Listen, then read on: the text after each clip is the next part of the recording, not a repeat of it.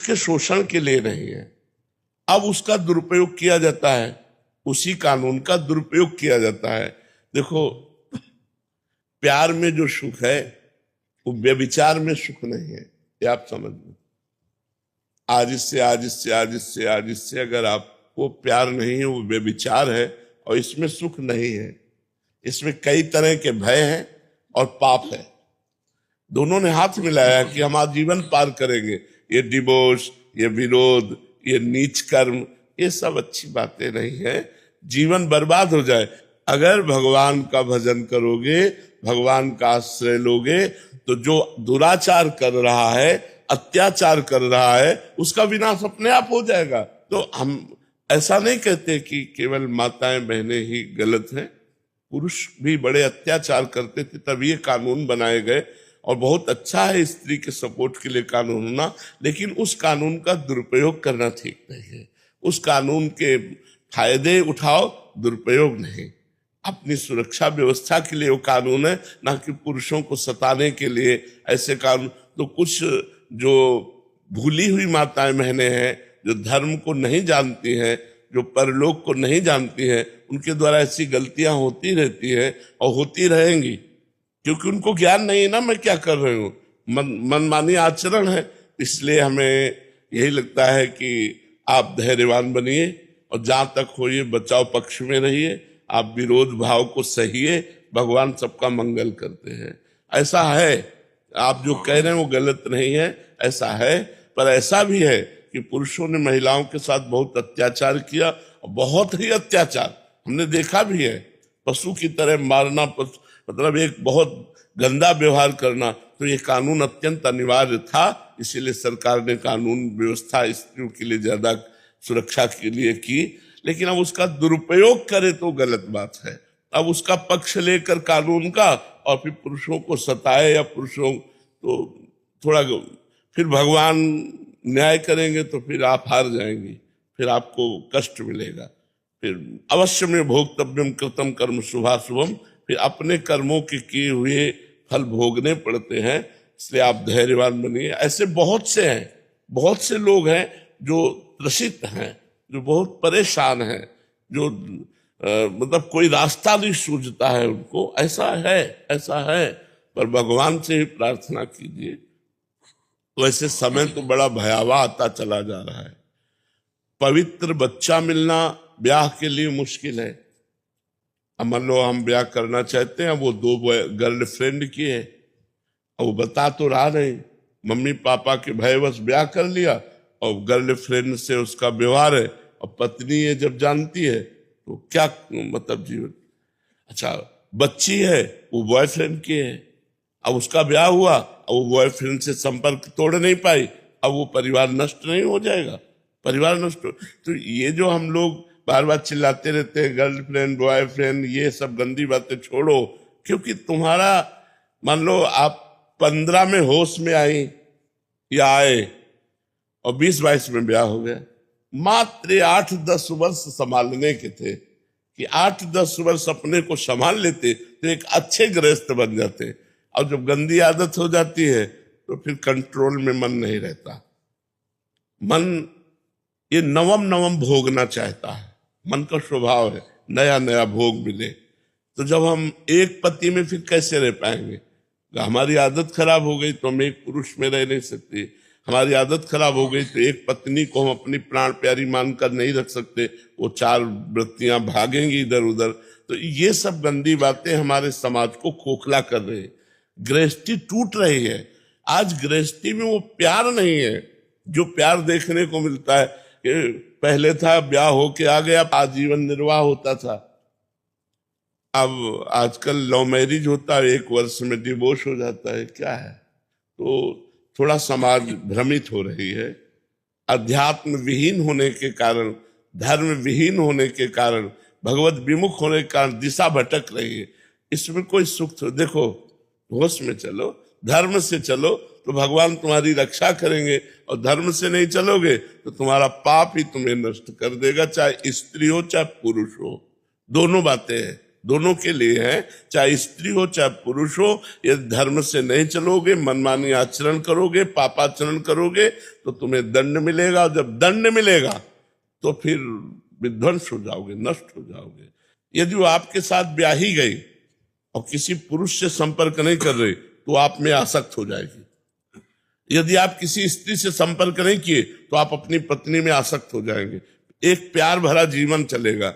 मतलब कितना अच्छा जीवन है गृहस्थी में, कितना अच्छा जीवन, दोनों दोस्त बनकर प्यार भरा जीवन। वो दिन भर मेहनत करके आया, आप मुस्कुराती हुई मिली और उसका स्वागत किया, उसका जीवन। अब वो दूसरे से बात कर रही, वो दूसरे से बात कर रहे, क्या जीवन, क्या जीवन है।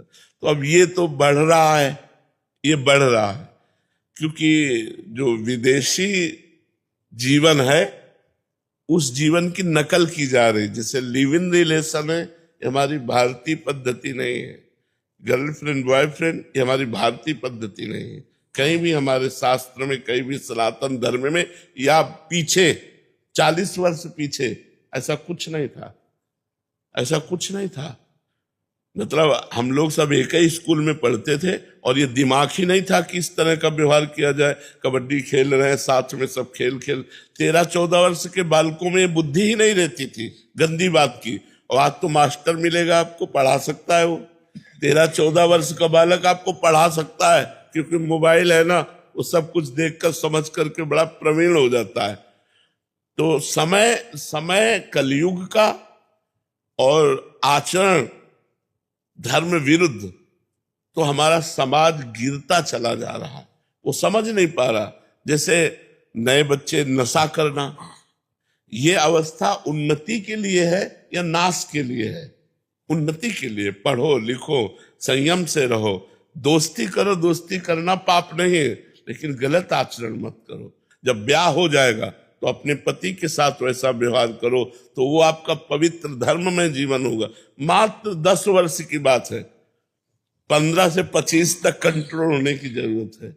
अगर 15 से 25 तक हम अपने को शासन में ले तो हमारी गाड़ी पार हो जाएगी, और 15 से 25 तक हमारे आचरण गिर गए तो पूरे जीवन गिराते रहेंगे, पूरे जीवन भर। आदत होती है, अगर गलत आदत बन गई तो बन जाती है, वो बनी जाती है। अगर अच्छी आदत हो गई तो अच्छी आदत बन जाती है। तो आपका दुख सैकड़ों का दुख है, ऐसा नहीं, सैकड़ों का दुख है, क्योंकि आज चंचलता बढ़ रही है। एकाग्रता पवित्रता छोड़कर चंचलता बढ़ रही, तो ये दोस्त तो आएंगे। महाराज जी, मेरे को दिल्ली विश्वविद्यालय के छात्र और छात्राओं ने आपसे मार्गदर्शन लेने हेतु भेजा है कि युवा, देश के युवा भक्ति मार्ग पर कैसे चले। और देखो, भक्ति मार्ग पर चले या ना चले, लेकिन गलत मार्ग में ना चले, ये हम जरूर प्रार्थना करेंगे। मतलब भक्ति तक चलना एक थोड़ा चढ़ाई का मार्ग है, लेकिन गलत मार्ग में। आज हमारे जो हॉस्टल में, विद्यालयों में 9 भविष्य हैं भारत के, वो गलत मार्ग में जा रहे हैं, व्यसन करने लगे हैं, नशा और बेविचार में प्रवृत्त हो रहे हैं युवा। गर्लफ्रेंड बॉयफ्रेंड, ये सब गंदी बातें। तो हम यही प्रार्थना करेंगे कि दोस्ती करो, दोस्ती बुरी नहीं है, लेकिन दोस्ती को गंदी मत करो, गंदे दोस्त मत बनो, अच्छे दोस्त बनो। दोस्त वही है जो कुपथ निवार सुपंथ चलावा, गंदे मार्ग से हटाकर अच्छे मार्ग में लगावे। तो आप सब व्यसन रहित बने, आप व्यभिचार रहित बने, गंदे आचरण आप में ना हो, हम यही प्रार्थना करेंगे। और नाम जप अगर जितना बन जाए आपसे, जब आपका खाली समय हो उस समय आप राधा राधा रटिए, तो आपका जीवन मंगल में हो जाएगा। 2 बातों से बचिए, बेविचार और व्यसन से, और राधा नाम रटिए, इसी से आपका मंगल हो जाएगा। और जो आप पढ़ाई में समय देते हैं, 4 घंटे 8 घंटे 10 घंटे, वो कृष्णार्पणमस्तु कर दीजिए, तो भक्ति बन जाएगा, वो कर्म समर्पण भक्ति बन जाएगा। राधा नाम रटना और कृष्णार्पणम अपने समस्त समय को कर देना, और व्यभिचार और व्यसन से बचे रहना, एक बहुत अच्छी स्थिति वाला पुरुष हो जाएगा, बहुत अच्छी स्थिति वाला समाज सेवक हो जाएगा।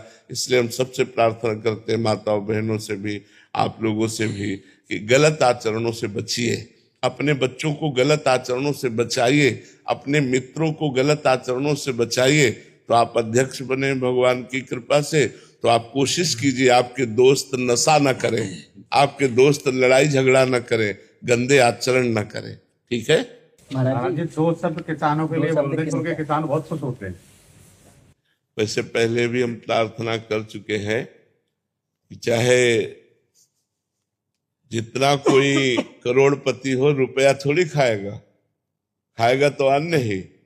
हमारे संपूर्ण देश और विश्व का जीवन अन्न से ही पोषित होता है, और उस अन्न को प्रकट करने वाले किसान होते हैं।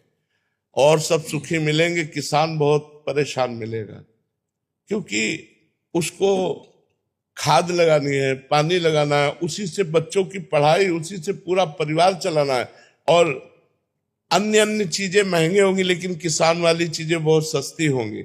अच्छा, किसान का क्या है कि जैसे सरसों की फसल तैयार हो चुकी, अब पानी गिर गया और सूर्य उदय हो गया, और वो सब कलियां सब में बर्बाद हो गई। गेहूं गलेथ में आया, हवा चली, पानी गिरा, वो सब गिर गए, उसका महत्व चला। बड़ी परेशानी किसानी में है, और किसान ही विश्व का जीवन है। किसान ही विश्व का जीवन, अन्नदाता है किसान। चाहे जो जितना रुपया कमाए खाएगा तो रोटी दाल ही, और वो पैदा करने वाले किसान है। और किसानी में इतना प्रॉफिट नहीं है, किसानी में बहुत खर्चा कि कितनी बार